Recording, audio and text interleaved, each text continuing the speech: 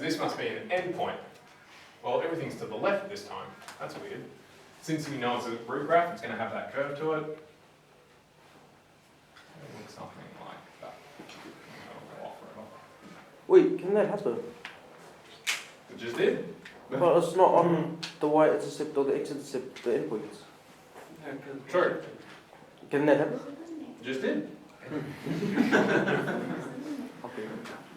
And It's good that you're asking yourself, can that happen? Because you should always think about it. Yeah. Will we get that wrong if we don't do the arrow? No, I won't dot you for the arrows. So if we I'm put just trying to indicate that this doesn't stop there, that it keeps going. So if I put the arrow on the other side, will I get that wrong? Yeah, if you put an arrow here, yeah, then you're in trouble. So it's best not to put any arrows in. So, depends what you're trying to indicate with it. Yeah, generally speaking, I don't put arrows on them, unless I'm trying to make the point that, like, maybe my graph looks a bit rubbish, so I'm saying, no, this keeps going, but I can't be bothered drawing. Yep. Is there any way to signify that it's an endpoint? And if so, like, do we have to? A dot. A big fat dot is usually the way it's done. And do we have to do it? Yes, you always have to label your end. Sorry, you always have to label your endpoint. Yeah. Strictly speaking, I can't think. I don't know how you would do anything other than a dot, though, because at some point you have to stop. Yeah. So it's kind of by default there. But it's usually a good idea just to go right there. That's my endpoint, just to show that oh no, my pen didn't stop moving. It's like no, I meant to stop right there. Yep. So the endpoint for this will always be whatever that minus x plus something and then minus 4. Almost. So Okay. like if it was plus 2 and then negative 5, will the endpoint always be plus 2 Yes, and for negative 5? that specific example, yes. But we're gonna write up a general thing, and then I'm gonna show you little ways that the general way will work. You just have to be careful when you see them, Yeah. because you can think that you've generalized it when you've actually made a shortcut that's invalid. Okay, so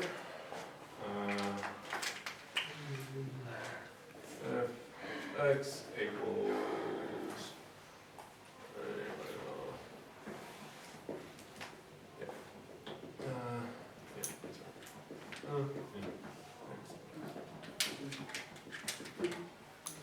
Oh wait, did I do that first? Yeah.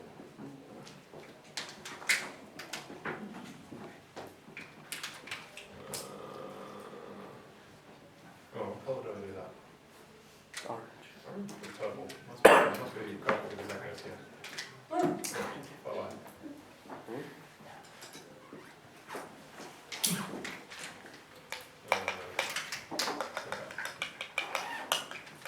Go. Back up a little closer.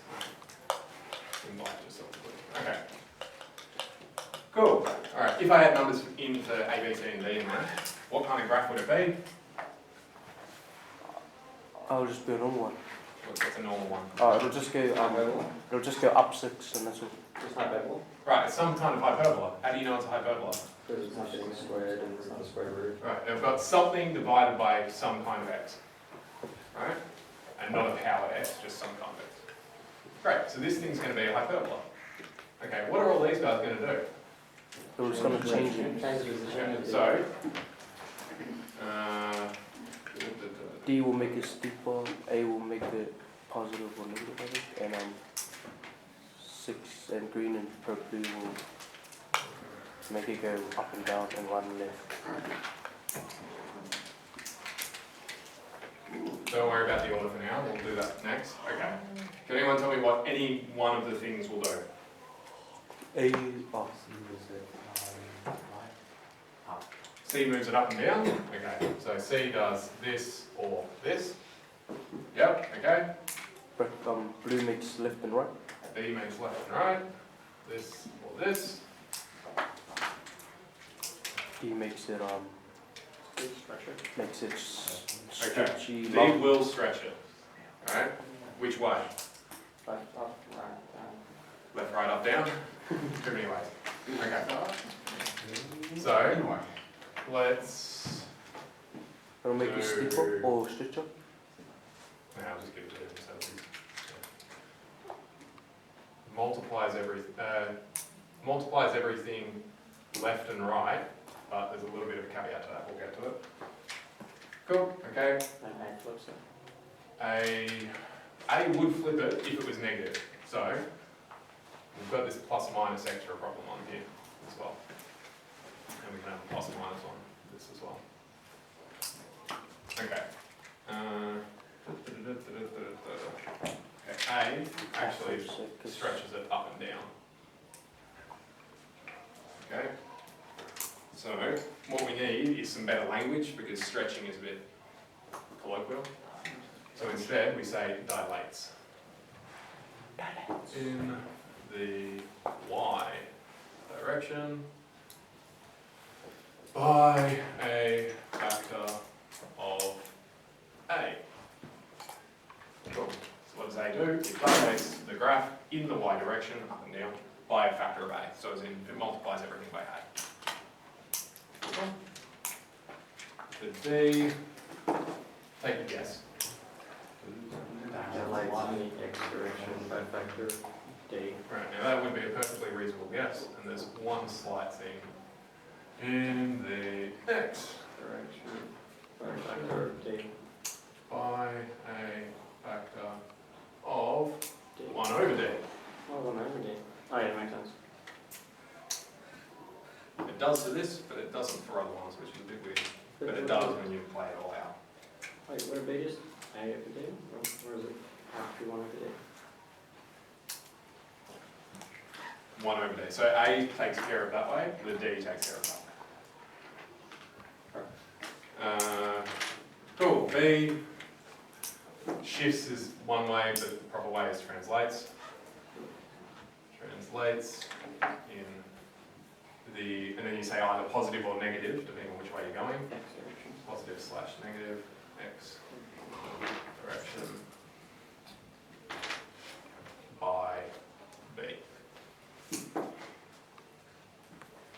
Cool, and the last one. Translates in the positive or negative, depending on which way you're going. Y direction by C. Right. Now we never took care of these plus minuses here.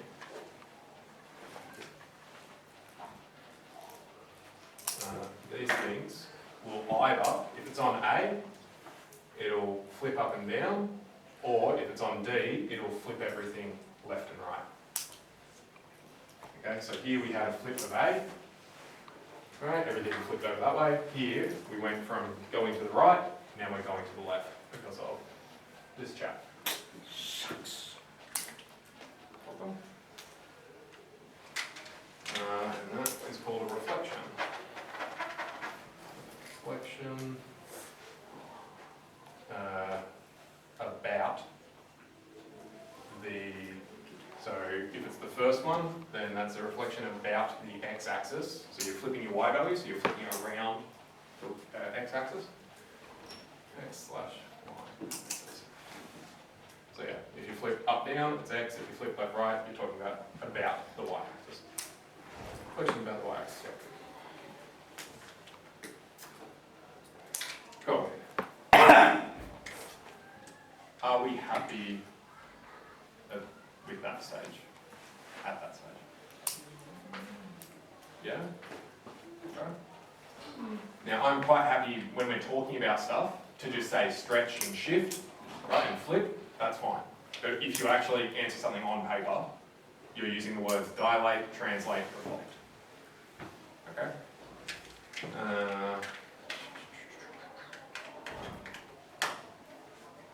Beautiful. Alright. Will that happen on the test? Sorry? Will they tell us to explain what these mean? I don't think so, not on this first one coming, but on the exam, yeah. On exams it'll come up. So for now I'm more worried that you can actually get the movements right, not what they're called. Yeah. Because just naming it what it's called is pretty straightforward. Doing the actual movement around is more complicated. Cool, alright. We can actually generalise this a bit further and say a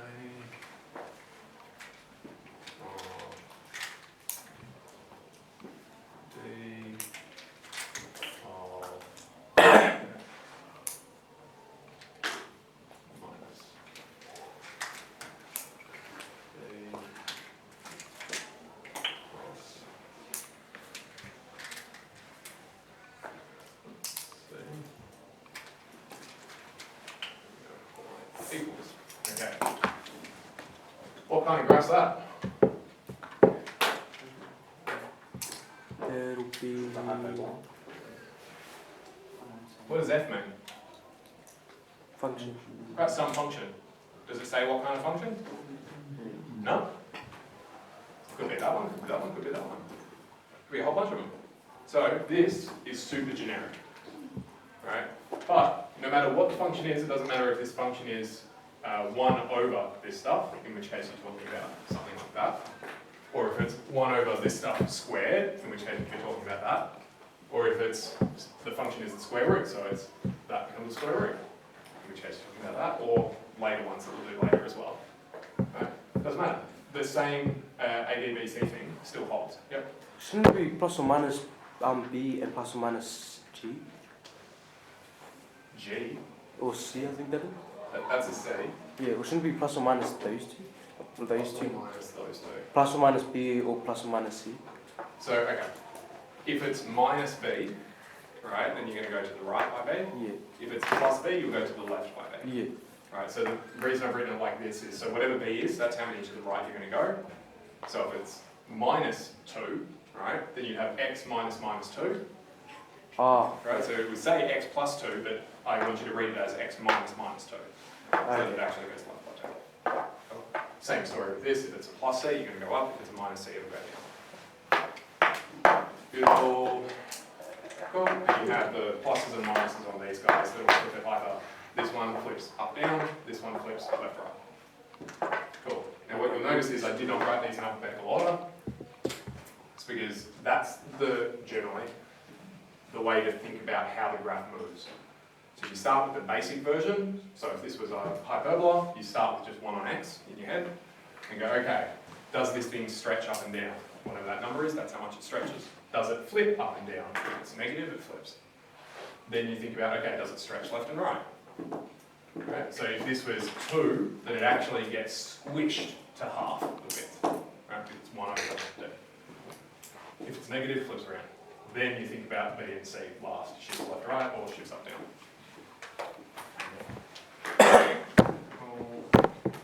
Now, it is not 100% critical that you understand that absolutely 100% right now, but being able to generalize to that will save you a lot of effort later. The part that you have to be careful about it, when you get things like, let's say, negative 3 over 2 minus squared plus 4. We'll say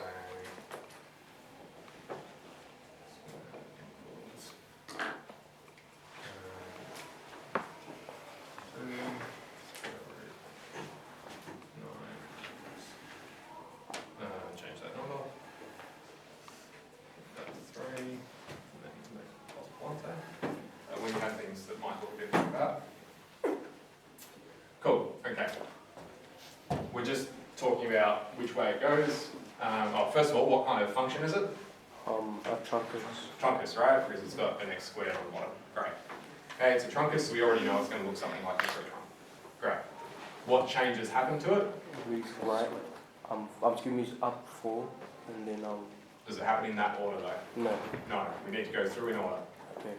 So, A first, what happens? Gonna flip upside down Right, flips upside down and and dilates by a factor of 3, stretches up and down by a factor of 3. So it's 3 times as tall. Great. What happens next? and moves to the left twice. Nope. Moves to the right twice. Nope. That's not next. Ah, it's D. Alright, D. What's D in this? It's nothing. 1. It's 1. Not quite. Does this form match that form? Yes. Does it? No. No, it's not, right? I'll make this, I should have made this just, forget the square for a second, just so I can make that a bit more clear. Then yes. Okay. So, this is the same as negative x minus 2 plus 4, D's. right? So D is -1. Right, D is -1, right? It has to be in that form for you to use that shortcut. If it's not in that form, I highly recommend you switch to that form. Cool, great. So, A we dealt with, D is -1, which does what? Dilates it. Dilates it by, -1. Oh no, they're -1. If it dilates it by 1, what happens? No. Nothing. You've multiplied everything by 1, stays where it is. Cool. But isn't it negative? I've got a negative here, what does that do? Right, flips it, reflects it, left and right. Oh, so it flips down and... Right, so if this one flipped it upside down, this one flipped it left and right. But don't they cancel each other out because it's negative? Because it's down, left and right. Have that to begin with, yeah? Yeah. Okay, this flips over. Oh, okay, so you're going to say that flips over to there, that flips over to there. Then I flip up and down. This one flips to there, that one flips to there. So this one has ended up here. This one has ended up down there. No. So they look the same, right? but different. the one in the top right is now in the bottom left. The one in the bottom left is now in the top right. Oh. That's confusing. But you could just simplify that negative and then it'll just be the same thing, wouldn't it? Right. So this will be equivalent to that. Because they've got negative over negative. That's true. And then it'll Because just they look the same. But do you have to state which one's top right and which one's top left? You have to state which one's top right. No. They're just But at least conceptually they are different. oh yeah. Right? Because if I flip from top right to there, right, that's different to it being up here in the first place. They're different but equivalent. Right. It's like having two of the same donuts. Yeah, no, exactly. That's exactly right, TJ. Okay, sure. Two of the same exact. Cool, so we did both our flips, now we can get down to B and C. I've got x minus 2, so what happens? It goes right twice Right, it goes right by 2, and goes up by 4. up by 4. Right. And then for the next one, will that make your endpoint is 3 and 1? Okay, you jumped yourself again. Okay, fine. Right, do it in the order. Okay, what happens first? A. And so A it's happens positive. first, okay? What does that do? So it's going to be normal and it's going to be steeper by twice. Right, I've stretched everything by a factor of 2. Yeah. Great. In the right direction. Okay, what happens here? D. So it's going to be normal again, but the 9, right? The 9. Yeah, 9. It's going to dilate the thingy on Yeah. the x-axis. that's a 9 there. Is it? No, but is it because it's square root? Okay. So I need to write this in the same way as that's got it. I have the function outside, 9, and then in brackets, like that. That's a dodgy one. Square root of 9. I'm sorry. I'm sorry. Square root of 9 be 3. Right, so I could leave it like that, that would be D. Yeah? Alternately, I could bring this out, and then now it's 6 root x plus 1/3 plus 1. Guess what happens? Wow. What happened here when we had two different versions of it? It's the same equivalency. This and this is the same thing. 2 donuts. Two different ways The of thinking about the same thing. Well, would that not be... If I was given that bottom, like 6 square root x plus 1 on 3, I think D would be 1. Yeah. But Yeah. it's It would be 6 times as tall, right? 6 times. Yeah. Yeah. Whereas here, it only becomes 2 times as tall, but it becomes inward by 9 times. Oh, so it stretches, like it almost stretches. Right. Anyway. So it's the same end result, but it's not obvious that that's the same necessarily, right? So yeah, this gives you ways of thinking about things. Yeah. Yep. Wait, so would the input be 3 and 1? With the third, it'd be negative a third and 1. Negative a third. Negative a third, yeah, because we've got x plus 3, and we need x minus b, right? So, I don't know how we're going to do this. Switch it in there. Yeah, what? Minus a third. Alright, so that's Going by the top one wouldn't be 3 and 1. Because on that third equation that we did on the examples, it was 1 and negative 4. Which moved it right. Right. Right. Okay. So, Oh wait, never mind, I get it now. okay. Because the negative x makes it a positive. Right, we've got a negative of this, which is that. Yeah, which makes it a positive, which makes it good. Which makes it a negative, which makes it a positive, which goes right. Positive 1. Yeah, it goes right, yeah. There you go. Cool. So it's very easy to get lost in the negatives with this. Wait, that negative Which is why one, it's good to have a short. that negative one becomes a positive, and that negative makes that positive a negative, which makes it go right. Can't be. Yeah, that I've got minus 1, Yeah. it's going to go to the right by 1. Yeah. Done. Wait, what? No, that minus 1 becomes a positive 1. Is this in the same form as this? Yeah. Yes. Right, well, alright. B. B makes it go. Right is positive. Have I drawn those around the wrong way? Oh, sorry, if I've got a positive B. Oh, jeez, I've written that. Ooh. Oh wait, no, I get it now. I was just looking at the other one. Either I need to make that a plus there, in which case I do that, or I could do that. No. Same. But I don't know. So yeah, this minus makes it go right by one. Because it's in that. So if in any other question where there's a negative number in front of the x, you have to take negative as a common factor. And It is usually a good idea. You don't typically have to, it's just, it will help because then you'll be able to look at what happened. yeah. So I highly recommend it. You don't have to. Okay, dokie. Okay, It's just like before, there's more than one way to write the same thing. yeah. So it's just, if you're happy with where it ends up, great, be happy, that's fine. But if you're like, hang on, does this go this way or that way, switch the form so that it's more recognizable. Beautiful. Oh, and that's what you did on the other one, where you just took 9 as a common factor. Yeah. And then, oh, okay, that makes perfectly sensible. Perfect. So That's how did you perfectly get- sensible. So how did you get 6 then? So, How did you get 6? I took this 3 out of the square root, square root of 9. Oh, it's 3. 3. And then, 3 times 2. 6. okay. Okay, yeah. Everyone's Okay. happy? Yeah. Yeah. So that's 6A, 6B, 6C. Oh, alright. This is 4A, Oh, sorry, 4A, 4B, 4C. Sorry, thank you. Each one is hyperbola, truncus, and root graphs. Which one's which? Is that a question or a So statement? A, B, and C. Yeah, A, B, yeah. and C is Yeah. each one of those. So, yeah, 6A is all hypers, 6B is all truncus, and 6C is all roots. Alright. On the SAC, I'm just going to give you these things all mixed up. Okay. So you have to be able to recognise which one's what. So, what about the other stuff? Which the polynomial stuff, Yeah. that's on there too. Okay. Hey. And is this the function stuff, or is it still the polynomial stuff? This is no longer polynomials because this is now equivalent to a negative power of x. Yeah. Okay. Right, and this is this is not this rather. That is the equivalent to x to the power of negative 2. This is x. I'm like a half. playboy can get a haircut. So he's a Oh, Right, so we're And what doing we've been things doing- that aren't positive integer powers now. that's what you call a polynomial. no. So polynomials only have x to the power of positive integer. Yeah. X equals 2, 3, 4, 5, And 6, everything 7. opposite of that is Yeah, anything that doesn't is some other kind of function. If it's a negative 1 power, then it's hyperbola. If it's a negative 2 power, then it's a truncus.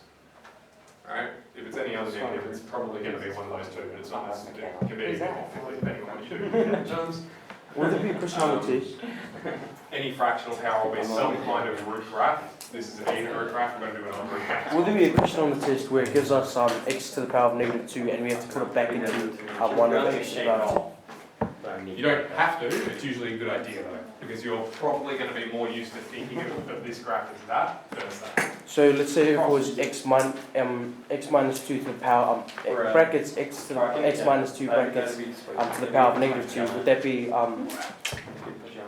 Say that again. x to the power of negative 2 Yeah. minus 2? Oh wait, rub it up. X minus 2 brackets, so these are all in brackets.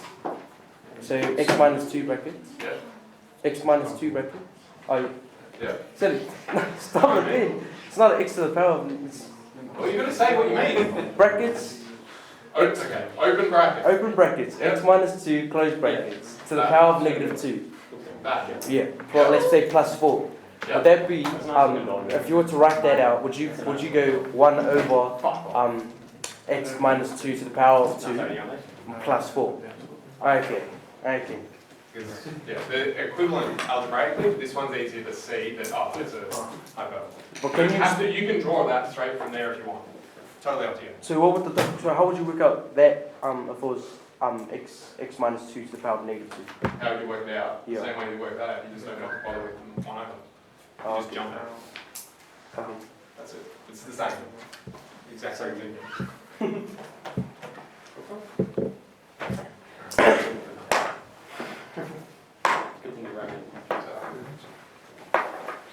Everyone else is happy? Kill. Cool. Beautiful.